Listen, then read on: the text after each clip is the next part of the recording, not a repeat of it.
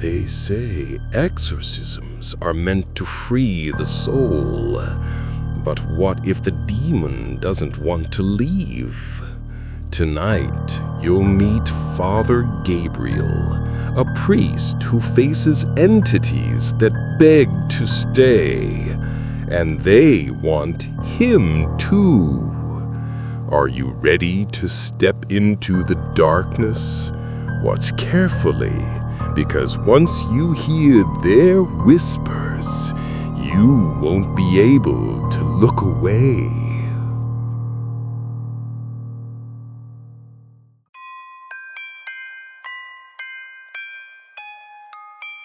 Welcome back to Silent Scream, the home of chilling tales that blur the line between fear and reality. If you're new here, make sure to hit that subscribe button. You don't want to miss what's coming next. Tonight, we dive into the story of Father Gabriel, a priest whose faith is tested by voices that refuse to leave. Stay with us, because the deeper we go, the closer the shadows get, and you'll see why some darkness isn't meant to be exorcised.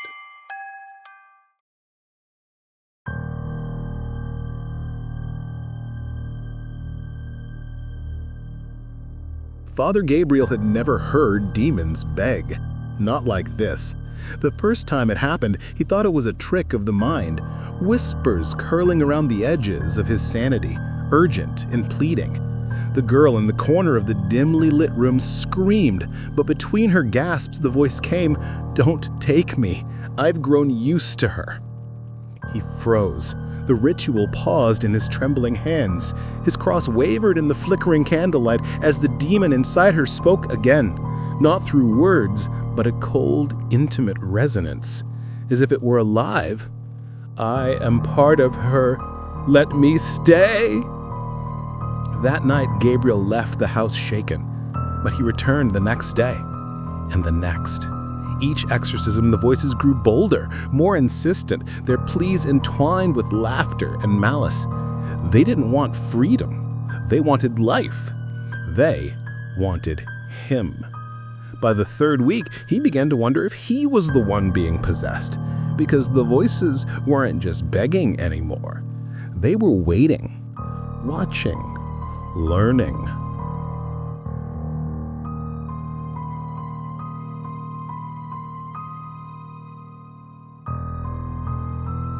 Father Gabriel's church was a shadow of its former glory, the stone walls echoing the footsteps of the few faithful who still came on Sunday.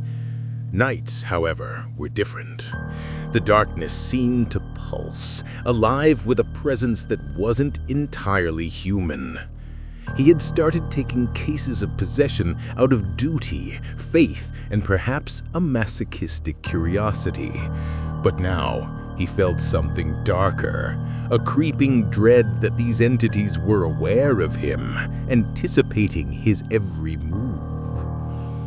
The first full night he spent alone in the church, the candles guttered as if in warning. He knelt before the altar, murmuring prayers, feeling the weight of unseen eyes. His first patient that night had been a child, a boy of 8 who muttered in tongues and twisted his body unnaturally.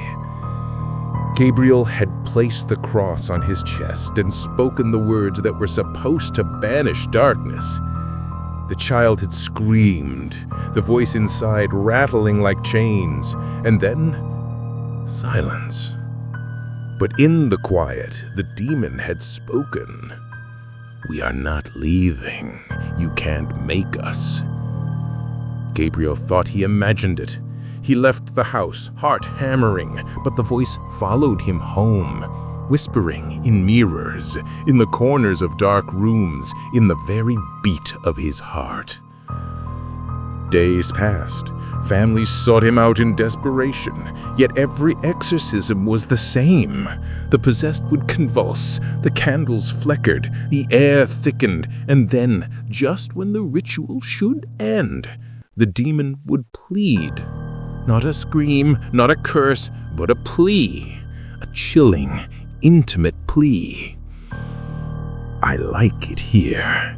I am safe here. You understand me, don't you? You know what it is to be trapped." Gabriel's hand shook as he marked the signs of the cross, muttering prayers faster than he had ever done in his life. Every time he forced them out, he felt a tug in his own soul, a shadow slipping closer. He started seeing figures where there were none, hearing their laughter and whispers even when he was alone. One night, a woman came to him, middle-aged, gaunt, her eyes too wide, too knowing. She claimed the possession had been sudden, violent. Gabriel had prepared himself for the usual struggle. He began a ritual in her bedroom, candles in a circle, cross trembling in his grip. She screamed, the words rolling from her in a low, guttural tongue. And then the demon spoke directly, not through her. "I know you." Gabriel froze. His voice faltered.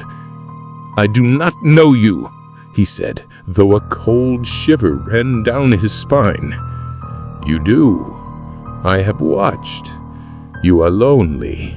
You seek purpose. You crave power. You need us as much as we need you." The demon's voice came from all directions, the air thick with a suffocating presence. The woman's body twitched violently, but Gabriel couldn't look away, couldn't stop listening. The pleading tone turned into coaxing, seductive, almost tender. "Let me stay. I will protect you. I will keep you company. I will show you things you've never seen. I can make you stronger."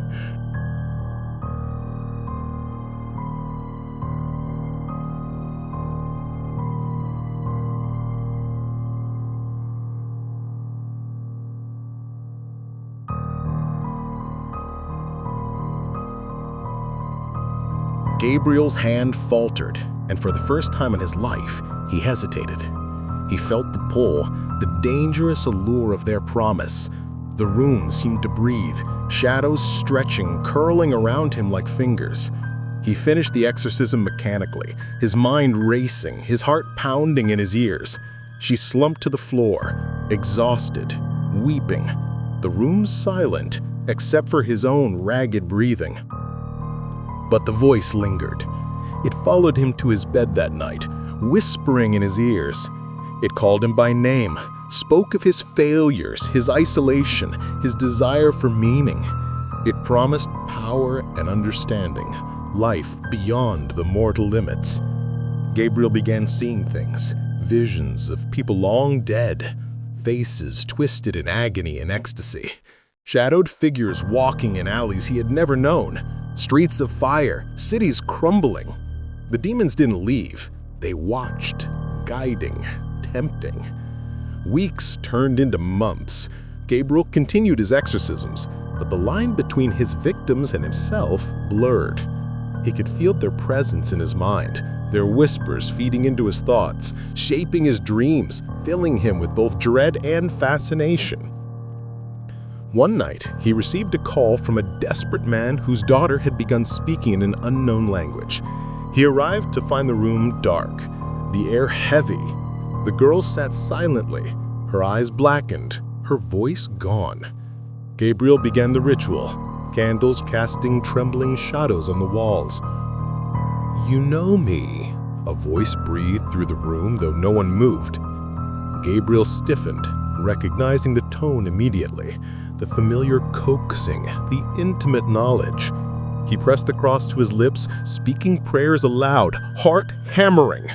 The girl's body convulsed. The voice laughed, low, cold, and then soft, pleading. "Stay with me, please. We belong here together. You can't leave. You don't want to." Gabriel realized with a chill that froze his blood that the demons weren't afraid of him. They wanted him. They thrived inside the human vessels, but more importantly, they wanted the one who cast them out. They were patient, cunning, waiting for him to falter. The exorcism ended in silence. The girl slumped on the bed, exhausted. Gabriel fled the room, door slamming behind him, but the words clung to him. He felt the shadows crawling under the skin of his mind. He saw their faces in reflections, their whispers in the wind. He returned to his church, empty, candles flickering.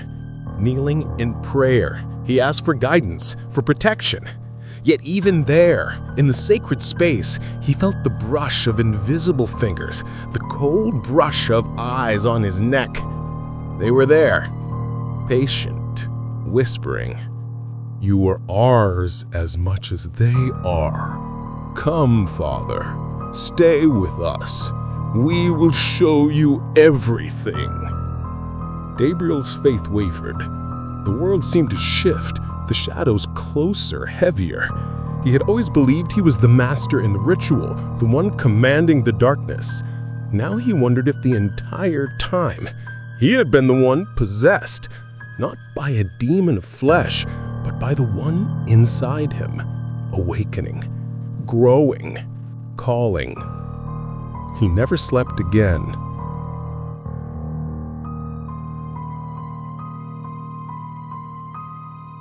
Gabriel disappeared that night. The church remained, candles cold, prayers whispered to empty walls. Neighbors reported hearing faint murmurs, soft pleas, and the sound of footsteps echoing through abandoned halls. Some claimed the figure of a priest could be seen kneeling endlessly before the altar, cross in trembling hands, whispering to shadows that answered back. The possessed, when asked, sometimes smiled, a knowing glint in their blackened eyes, murmuring words they shouldn't have known. "He is with us now. He chose to stay."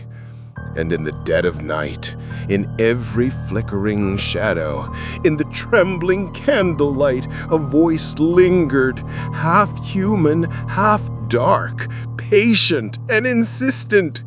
"We are not leaving, and neither are you." The demons had won, but they hadn't taken him by force.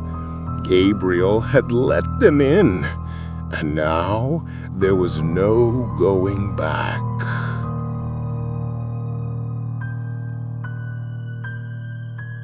Father Gabriel disappeared into the night, leaving behind only whispers, shadows, and the faint echo of prayers unanswered.